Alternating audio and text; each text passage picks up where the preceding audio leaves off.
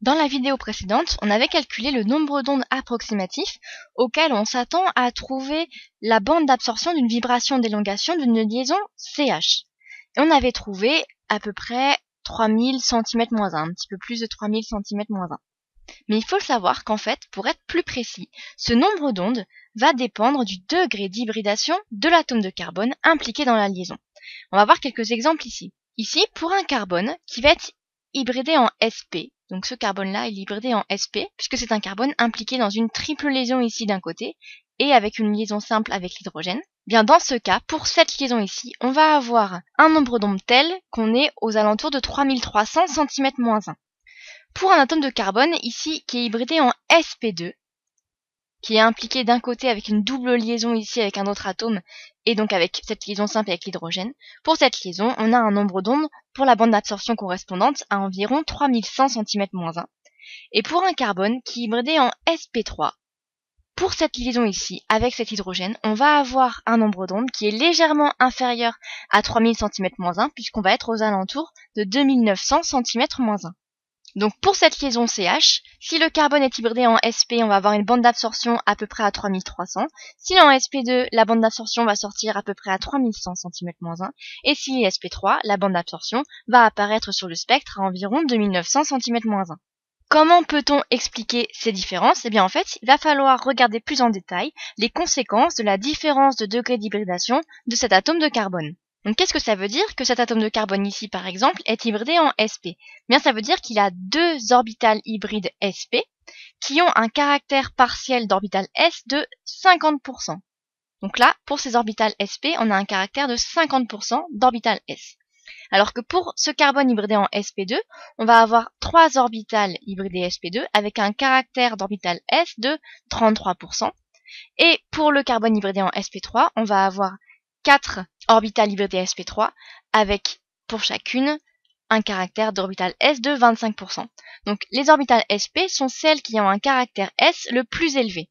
Donc qu'est-ce que ça va signifier? Ça va signifier que la densité électronique pour cette liaison CH ici va être plus proche du noyau que pour cette liaison CH avec le carbone hybridé en sp2 et que celle pour cette liaison CH avec le carbone hybridé en sp3. Donc pour le carbone hybridé en sp, la liaison CH ici, c'est donc la liaison la plus courte, et qui dit liaison plus courte, dit liaison plus forte. Donc on a cette liaison ici, carbone-hydrogène avec le carbone sp, qui est plus forte que cette liaison ici avec le carbone sp2, qui est plus forte que cette liaison ici avec le carbone en sp3. Et on avait vu dans la vidéo précédente que la force de la liaison, ça correspondait en fait à la constante de raideur du ressort qui va modéliser la liaison, donc à K. Et on avait vu que quand cette constante de raideur K augmente, eh bien la fréquence de vibration de la liaison va elle aussi augmenter, et en conséquence le nu bar correspondant va aussi augmenter. Plus la liaison est forte, plus le nombre d'ondes correspondant à la vibration d'élongation est élevé. C'est donc pour cela qu'on va retrouver cet ordre ici sur le spectre, à savoir plus le caractère partiel d'orbital s est élevé, plus la force de la liaison est importante, et donc plus le nombre d'ondes correspondant à la vibration d'élongation de la liaison est élevé.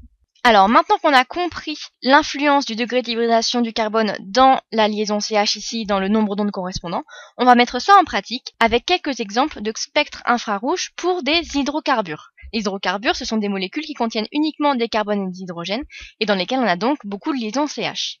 On va commencer par comparer deux spectres infrarouges pour deux molécules, un alcane et un alcyne, en l'occurrence le décane et le oct-1-ine.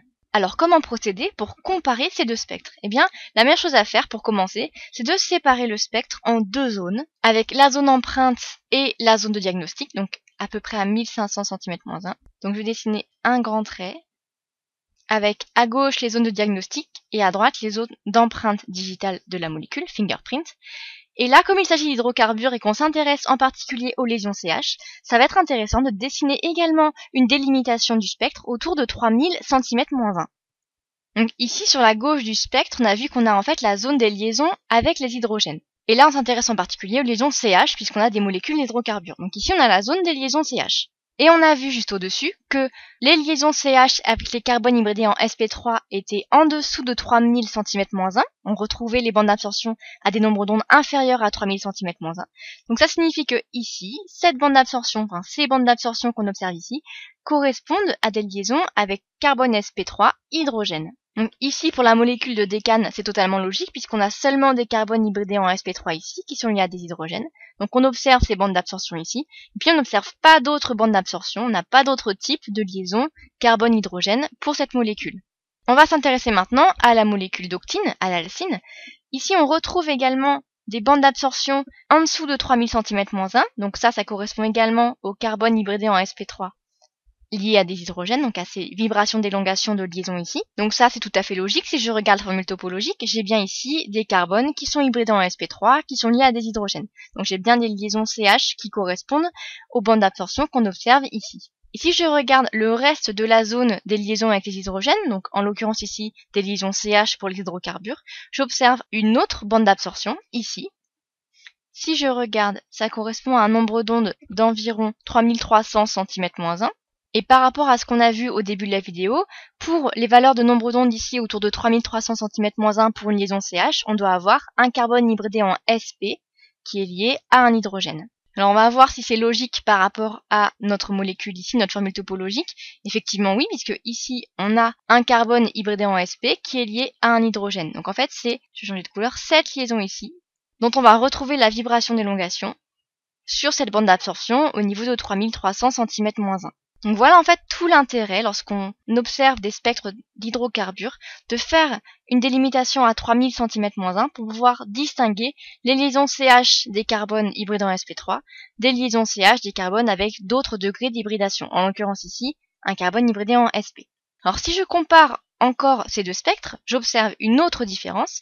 Ici j'ai rien alors que là j'observe une bande d'absorption à un nombre d'ondes d'à peu près 2100 cm-1. Là, on est dans la zone des triples liaisons, ce qu'on a vu dans la vidéo précédente. Et si je regarde ma formule topologique, je vois que c'est effectivement logique, puisque là, j'ai bien une triple liaison carbone-carbone pour cette alcyne. Donc c'est la vibration d'élongation de cette triple liaison que je vais retrouver au niveau de cette bande d'absorption à peu près 2100 cm-1. Et en ce qui concerne la zone d'empreinte, effectivement, on voit bien qu'elle est différente. On avait dit qu'elle était unique pour chaque molécule, mais qu'elle était difficile à interpréter. Donc c'est vraiment dans la zone de diagnostic qu'on va chercher à faire des comparaisons entre les spectres pour pouvoir facilement identifier le type de molécule qu'on a et si on a deux molécules avec deux spectres, savoir attribuer le spectre à la bonne molécule. On va voir maintenant un autre exemple. Donc je vais descendre un petit peu. Et en fait, on va comparer le spectre infrarouge de notre alcyne ici avec le spectre infrarouge d'un alcène. Donc la première chose que je vais faire, comme tout à l'heure, je vais faire une délimitation entre les zones diagnostiques et empreintes à 1500 cm-1 et une délimitation à 3000 cm-1. Donc la première chose que j'observe, c'est que ici j'ai bien des bandes d'absorption qui correspondent à des carbones hybridés en sp3 liés à des hydrogènes, donc à ce type de liaison ici. Ce qui est logique par rapport à mon alcène, puisque là j'ai des carbones hybridés en sp3 qui sont liés à des hydrogènes. Si je regarde maintenant à gauche de cette délimitation à 3000 cm-1, je vais avoir les autres liaisons CH avec d'autres degrés d'hybridation pour le carbone. En l'occurrence ici, j'observe cette bande d'absorption ici, à peu près 3100 cm-1. Et ça, dans ce qu'on a vu en début de vidéo, ça correspond à une liaison entre un carbone hybridé en sp2 et un hydrogène. Donc ça, est-ce que c'est logique par rapport à mon alcène? Oui, puisqu'ici j'ai bien des carbones hybridés en sp2 qui sont liés à des hydrogènes. Donc ce sont les vibrations de ces liaisons ici que je vais retrouver au niveau de cette bande d'absorption. Dans le reste du spectre de la zone diagnostique, j'observe aussi des différences. Ici, j'avais la triple liaison carbone-carbone que je ne retrouve évidemment pas pour mon alcène. Par contre, j'observe une vibration d'élongation ici, une bande d'absorption ici, à peu près 1650 cm-1. Et là, on est dans la zone des doubles liaisons. Et ça, c'est logique puisque j'ai affaire à un alcène. Donc, j'ai une double liaison carbone-carbone dans ma molécule. Je vois dans ma formule topologique ici. Donc là, ça correspond à ma double liaison carbone-carbone. Donc là, c'est intéressant, c'est qu'on a ici sur le spectre, pour l'alcyne, la triple liaison carbone-carbone ici à peu près 2100 cm-1, à peu près ici. Et puis, la double liaison carbone-carbone à peu près 1650 cm-1, à peu près ici. Là, on retrouve bien ce qu'on avait vu dans les vidéos précédentes, à savoir qu'une triple liaison est une liaison plus forte qu'une double liaison, et qu'on va donc avoir une vibration d'élongation plus rapide pour la triple liaison que pour la double liaison, avec donc un nombre d'ondes plus élevé. Là, on retrouve bien la triple liaison ici, à 2100, cm-1 et la double liaison à peu près 1650 avec un nombre d'ondes inférieur. Et enfin, le dernier exemple qu'on va voir, c'est la comparaison entre le spectre infrarouge de notre alcène avec le spectre infrarouge d'un arène, donc d'une molécule avec un noyau aromatique. En l'occurrence ici, il s'agit du toluène. De la même manière, je vais commencer par délimiter mon spectre en plusieurs zones. Ici à 1500 cm-1 et puis autour de 3000 cm-1. Pour commencer, j'observe ces bandes d'absorption ici, qui correspondent donc à des liaisons carbone hybridé en sp3 hydrogène.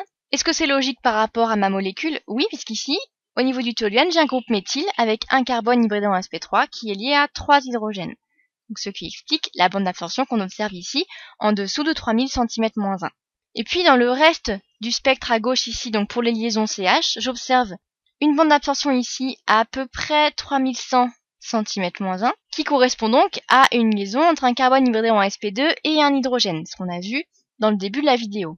Donc ça, c'est également logique quand je me réfère à la formule topologique de mon toluène. Par contre, ce qu'on observe, c'est que du coup, si je veux comparer ces deux molécules uniquement à partir de cette zone ici du spectre infrarouge, c'est très difficile. C'est quasiment la même chose. On a une bande d'absorption en dessous de 3000 cm-1 pour les liaisons carbone sp3 hydrogène, et puis une bande d'absorption pour une liaison carbone sp2 hydrogène. C'est pareil pour les deux molécules ici. Donc ici, on ne peut pas différencier vraiment ces deux molécules au niveau des deux spectres. Donc il faut qu'on regarde le reste du spectre, et notamment dans la zone des doubles liaisons. Ce que je vais faire, c'est que je vais tracer une ligne, une délimitation à 1600 cm-1, donc je l'avais ici, voilà, si je fais comme ça, 1600 cm-1, et puis si je continue, ici, 1600 cm-1. Et là, j'observe que pour la zone des doubles liaisons, j'ai deux bandes d'absorption, je vais mettre en rose, ici, qui sont en dessous de 1600 cm-1, et qui correspondent à des doubles liaisons carbone-carbone, pour des carbones dans un cycle aromatique. En effet, les doubles liaisons carbone-carbone pour un noyau aromatique sont comprises à peu près entre 1600 et 1450 cm-1, alors que les doubles liaisons carbone-carbone lorsque ce n'est pas aromatique sont plutôt au-dessus de 1600 cm-1. Donc la distinction ici par rapport à cette délimitation à 1600 cm-1 nous permet de différencier en fait ces deux molécules, puisque cette double liaison carbone-carbone ici a une vibration d'élongation telle qu'on a un nombre d'ondes supérieur à 1600 cm-1, alors qu'ici, on a des vibrations telles qu'on a des nombres d'ondes plus faibles, ce qui correspond donc à des doubles liaisons carbone-carbone d'un cycle aromatique. Alors ce n'est pas la seule différence significative qu'on peut faire entre ces deux spectres. Par exemple, ici, là, j'ai des bandes d'absorption ici que je n'observe pas à cet endroit-là, et puis ici, j'ai également deux bandes d'absorption ici qui sont assez nettes que je n'observe pas ici. Mais là, ça serait trop compliqué de rentrer dans le détail d'analyse de ces bandes d'absorption ici. Ça demanderait une vidéo à part entière.